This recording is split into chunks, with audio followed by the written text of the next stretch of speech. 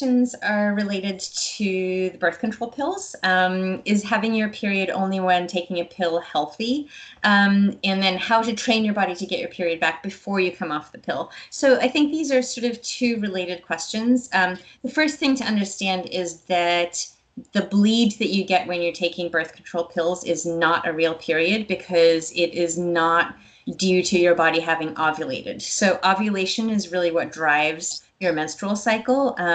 It's not the estrogen and progesterone, it's all those hormones that cause you to have a follicle that grows and the egg inside matures and then ovulates. And so that's really the key part of our cycle.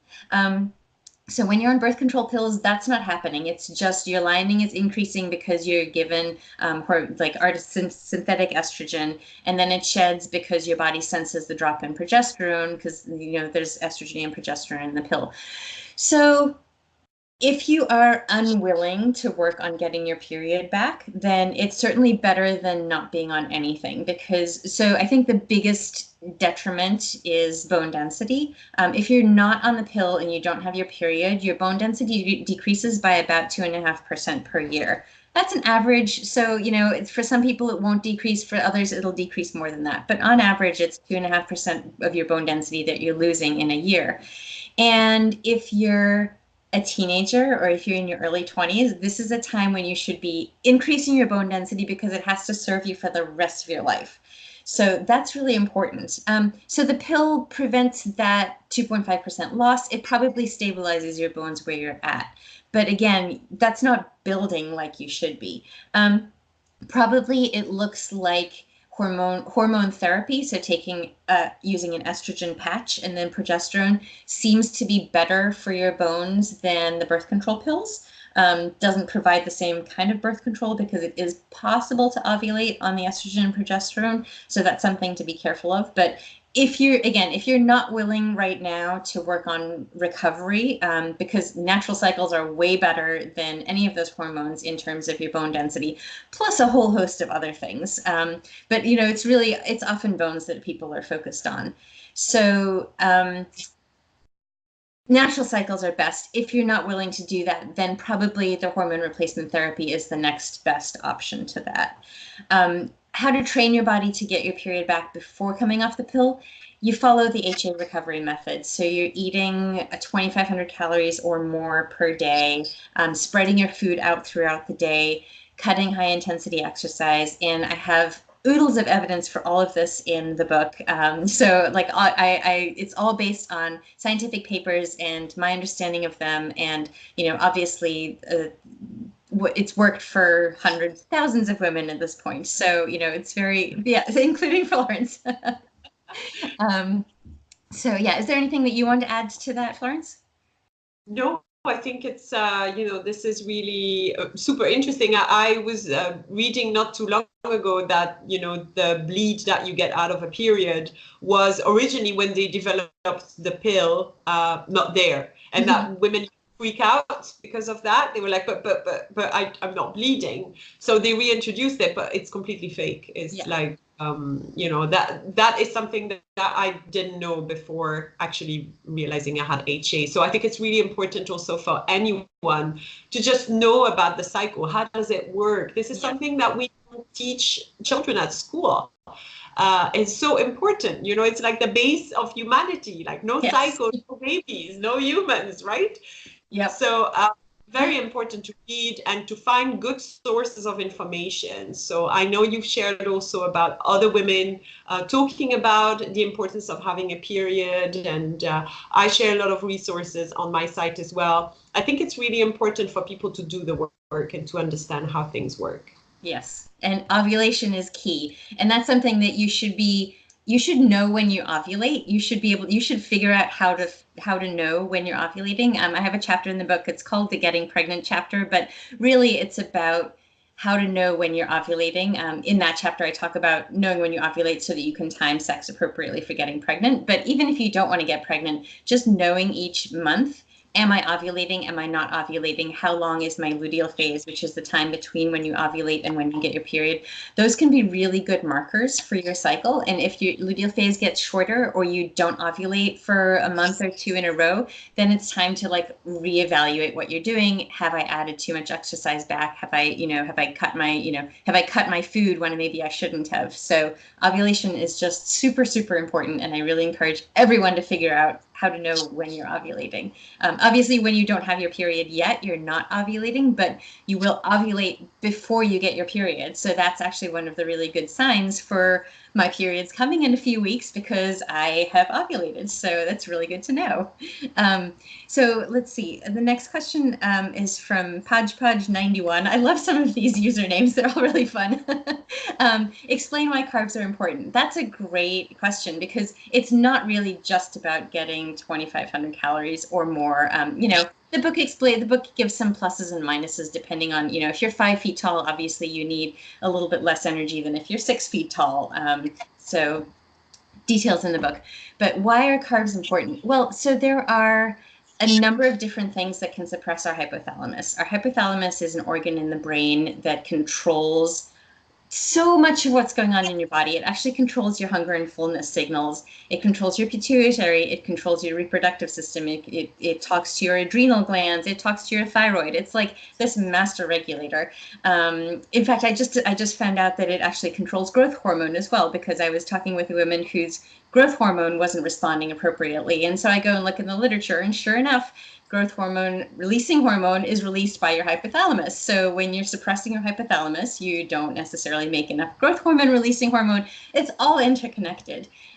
So carbs cause an increase in glucose in your body, and that leads to an increase in insulin. Now we've been told insulin's bad, carbs are bad, you might get diabetes, but the thing is that your hypothalamus actually senses the levels of glucose and insulin, and if it doesn't get those spikes after meals, like if you're eating a really low GI diet, then that can suppress your hypothalamus because it needs that glucose and insulin input to basically work. So your hypothalamus is suppressed by cortisol, which can come from psychological stress, and can also come from high intensity exercise. It's suppressed by hunger hormones. So if you're hungry all the time, that suppresses your hypothalamus. And it uses some of the other hormones that are released when you eat different types of foods. Like you eat protein and one type of hormone is released. You eat fat and another type of hormone released. Obviously with carbs, you get the glucose and the insulin. So all of that plays into either suppressing or releasing the suppression of our hypothalamus. So it's not just about eating 2,500 calories, it's about eating all the foods. Like, if you've cut out carbs or you've cut out dairy, obviously for somebody who's allergic, that's a different story. But if you've cut out dairy because you've been told it's not healthy, then probably it is actually worth adding back in again. Same thing with carbs. You've cut out carbs because XYZ famous person is on a low carb diet, and so you think, oh, they look really ripped, maybe I should try the low carb thing too. Not realizing that particularly for women, carbs are actually really important for our maintaining our hormonal balance, and certainly it can be helpful for restoring your cycles. So. Do you know, the other thing that I see a lot in clients is when you cut out carbs, you go into binging a lot. Mm-hmm. People just can't stop thinking about sugar, and they think it's sugar, but it's actually that call for glucose, right? So your body is saying, give me sugar, because it doesn't have the glucose from the carbs. Mm-hmm. So I think, you might see results on a short-term basis, but you create actually quite a lot of issues long-term that would not have happened if you just had a bit of bread or a bit of pasta or, some crackers, some rice. Yeah, so I agree with you. If you're obviously allergic or you have celiac disease, I'm not saying go and buy a loaf of bread and kill yourself, but there are enough alternatives on the market right now. And I posted recently something about those intolerance testing. I don't know if you know those tests, is the IgG tests that they do naturopaths' offices and all of that. And it turns out IgG testing is not really showing that you're intolerant to anything. If anything, it shows more if you're tolerant to foods, but it's used kind of completely upside down for those naturopaths to then sell different supplements and different ways to kind of get back on track with your health. But it causes a lot of issues because people then start restricting foods that they completely tolerated. And not only does it create psychological stress, but it just creates issues. For example, if you do that in children, and you remove one of the big food groups in a child, and then it's very difficult to reintroduce it because they do then, stop getting used to it. So this is something that we can link back to. It's a very interesting research that was done in Canada, I think, about those tests. That would be great. Okay, the next couple of questions revolve around hair, which is actually interesting. So one of the, there's so many symptoms that women experience when they have HA. Really common is to feel cold all the time because your body is trying to save energy, basically, and so it doesn't expend energy on keeping you warm. Another thing is brittle hair and nails, or like hair that falls out. So Tiny Girl versus Weights is asking, after 1.5 months into recovery, my hair started falling out like crazy. I eat properly, I rest, I sleep a lot. It didn't happen to me even when I wasn't eating enough. Why is it happening now, and will it ever stop? So I actually have a blog post on this because it's something that comes up fairly frequently in my Facebook support group. But I think with hair, it's your hair follicles are sort of responding to things from prior. Then it's not like you change something and your hair automatically responds. I think it's typically about 3 months behind. So it might be that your hair was thin before and now it seems like it's falling out because it's actually like there's new hair that's growing in that you didn't have before. So the blog post has like pictures of people with like these little fuzzy hairs all around their temples because it's the new hair that's growing in. So Angry Nerd 007 says she regained her period in November 2018. How long to expect before hair starts to fill back in? I would, there might be something else going on there because typically hair starts to kind of fill back in at around the 3-month mark, maybe as long as 6 months. But I would sort of expect it fairly soon. Or there are other conditions that can cause issues with hair, so it might be worth going to see a doctor to check that out if it's sort of taken longer than 6 months, I would say. Do you have any experience with that, Florence? No, I mean, I would say the one thing that I would think about also is kind of the amount of fat that is in someone's diet. So, a lot of the times people will experience issues with hair, even if they are not in amenorrhea. They might experience hair falling out or hair thinning if they've been on a really low fat diet. So it might be worth kind of looking into that. But I agree with you, doing a full panel, looking maybe at different hormones as well, not just reproductive hormones, is also something that I would recommend. I think because everything is interconnected, sometimes you might see something else out of that. So, but as much as possible, going to see a doctor that is not going to be too weight biased, if you see what I mean. Yes. So that's another thing, actually. ASDA, so the Association for Size, Diversity and Health, has a list of practitioners on their website. So if you look for someone who follows the health at every size principles and is a medical practitioner, you can find that online. You can look for that. Okay, that's a great resource. I didn't know about that, so thank you for sharing that. Okay, so the next couple of questions relate to having HA and PCOS, which is polycystic ovarian syndrome. So there's actually a chapter in the book about HA compared to PCOS because hypothalamic amenorrhea, or HA, is often misdiagnosed as PCOS. PCOS is much more common, probably about 3 to 4 times more common than HA is. So many doctors have a lot of experience with PCOS, whereas they hardly see any HA cases at all. So like I said, I have a chapter in the book. It's freely available on my websites because I think it is so important that someone gets the diagnosis correct.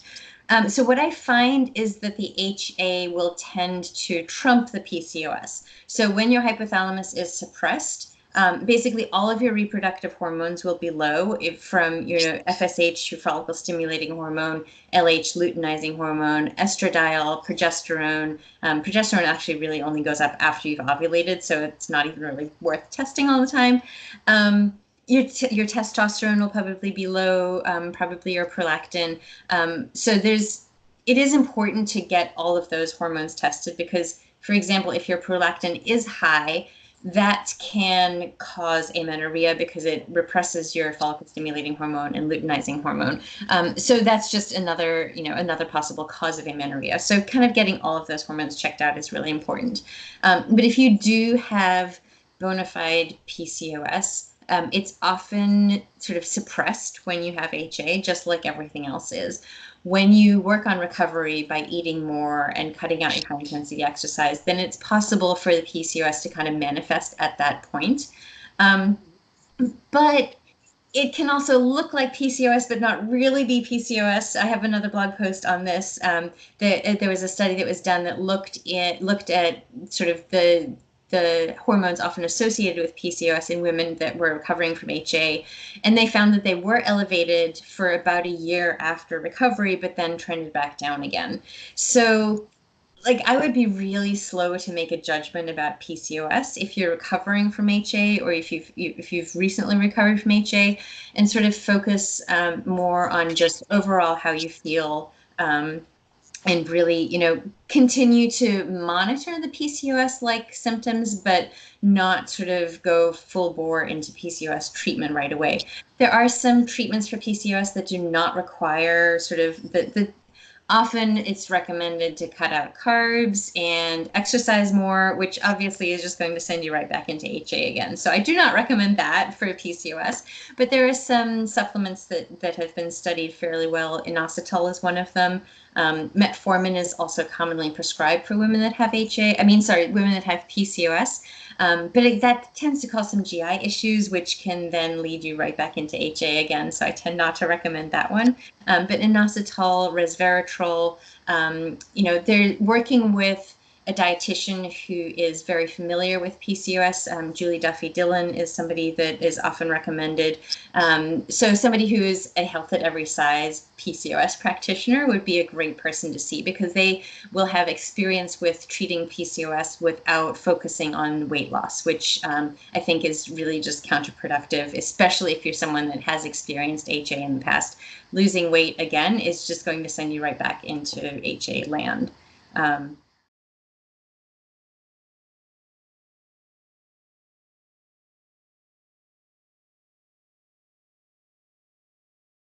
And diets don't work, whether it is for PCOS reasons or other reasons. So someone shared on the Middle East Eating Disorder Association Facebook page recently, one of the doctors working for MIDA, which is the kind of the counterpart of NIDA in the US, shared that a lot of her patients come up with binging issues because they try to for PCOS reasons, but it obviously doesn't work. It's just the same as a diet you would do for weight loss or a diet you would do for clear skin. None of those can work long term. It's just pure human physiology that will bring you to actually go on a binge. So that's not the right solution. I also recommend Julie Duffy Dillon for her way to treat PCOS outside of dieting. So, but again, I mean, the question we received from Dina, if I'm not mistaken, Dina, I remember meeting you in person because Dina is actually in Dubai, so it was great. I completely agree with you, Nicola. It's probably a question of just giving it the time to truly recover, giving your body the time to realign the hormones. I mean, hormones can take a bit of time to shift. So it's kind of having that patience to say, okay, right now, I'm not there yet, but I'm on my way to a better balance. Yeah. So I was just saying this question leads us nicely into the next one from Sister Salt, which is what is hypermetabolism during recovery and how long does it last? Help. So I think you were going to address this one, Florence. Yes. So I will use a resource that I found really great, and it's called Sick Enough. It's the book by Dr. Jennifer Godiani, who's a specialist of eating disorders, who I believe you met, Nicola. I did, yes. She was fantastic. She spoke at She the Female Athlete Conference, and I loved her. Yeah, so her book is really awesome.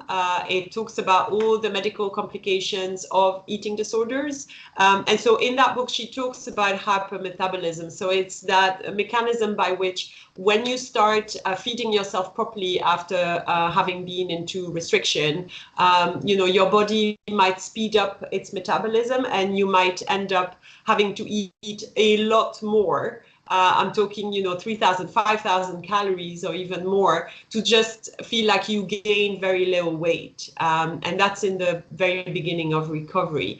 Now, the one big thing about this is I would say if you experience that, and most of people coming out of disordered eating or eating disorders will experience it, but at different degrees and for different length of time. I would really recommend that you get the support that you need from a medical doctor who specializes in eating disorder recovery.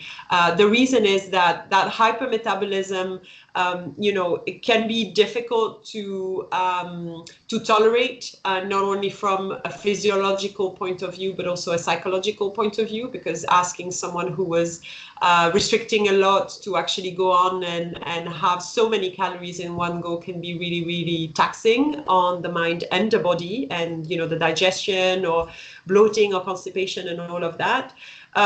But you also need to have the support of a medical professional to go through that period safely, to make sure that you have the fluids and the electrolytes that you need in your recovery, to make sure that all your levels stay safe for you to recover properly, and to make sure that you do get the support of a prescription in terms of saying, okay, you do need to eat that much to recover, because right now following your hunger and fullness cues and following what your body feels is probably not going to be enough to recover. So my main feedback about this would be to, again, get to find the right eating disorder practitioner for you, potentially work with a nutritionist as well who specializes in that field. And I would think that if you're in the US, probably, I'm assuming you're in the US, but if you're not, there's eating disorder associations in many different countries, whether it's the National Eating Disorder Association in the US, whether it's BEAT in the UK, whether it's MEDA in the Middle East. I mean, to really reach out and find the right practitioner for you to support you in that phase. I think that is really, really important, that the practitioner is also somebody who's on board with sort of the health at every size ideals, because I hear so many times of women going into eating disorder treatment and being told you can only eat 2,000 calories a day, and it's like, that's insane. I mean, I was looking into the origins of where 18.5 as the quote unquote underweight BMI came from. And so I was reading through the World Health Organization's data on that. It turns out they basically just picked that number out of the air, just like they did for the definition of quote unquote or for weight and quote unquote obese. Like, those are basically all just made up. But one really interesting piece of data that I found was that if you lose 10% of your body weight, you lose 20 to 30% of your liver weight or kidney weight. One of them was 20%, one of them was 30%. So that's with a 10% body weight loss. So just think about as you add back calories to try and restore your weight, how much of that is going to rebuilding organs and all of those other systems that have been shut down. So I think that's a really kind of important way to think about it, is that your body, if you've had an eating disorder and you've gotten to a really low weight, your body has so much fixing to do, so much repairing, so much rebuilding. And so it totally makes sense that you would need a much higher level of calories.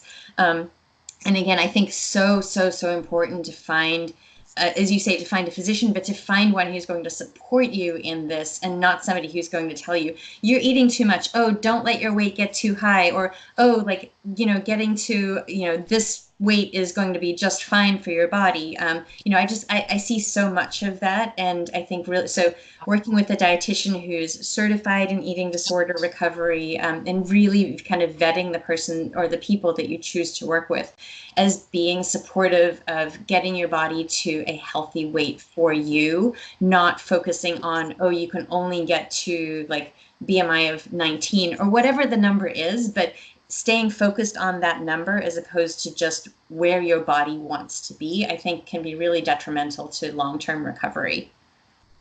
Absolutely. Absolutely. Super important.